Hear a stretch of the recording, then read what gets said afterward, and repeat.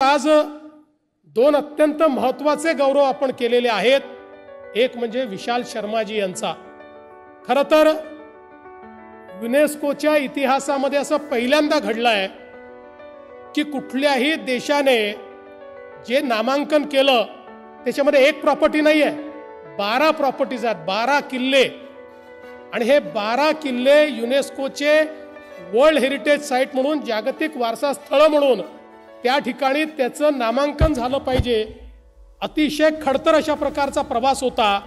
या प्रवासाकरता वर्षभर अनेक प्रयत्न त्या ठिकाणी करावे लागले।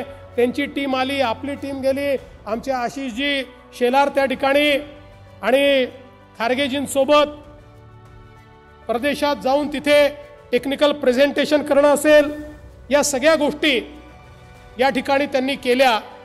आणि सगळ्यात महत्त्वाचं, हे जे नामांकन मिळतं हे वोटिंगने मिळतं, याच्याकरता मतदान होतं। त्यामुळे वेगवेगळ्या देशांचे मतं आपल्याला मिळवावे लागतात आणि 2/3 मतं मिळाल्याशिवाय आपल्याला हे नामांकन मिळत नाही।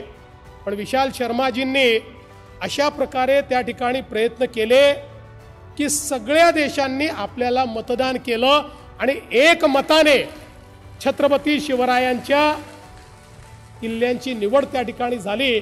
आणि म्हणून हा जो नव्याने छत्रपती शिवरायांच्या नावाने वारसा पुरस्कार आपण त्यांना दिलेला आहे, तो देखील मला असं वाटतं अत्यंत महत्त्वाचा आहे।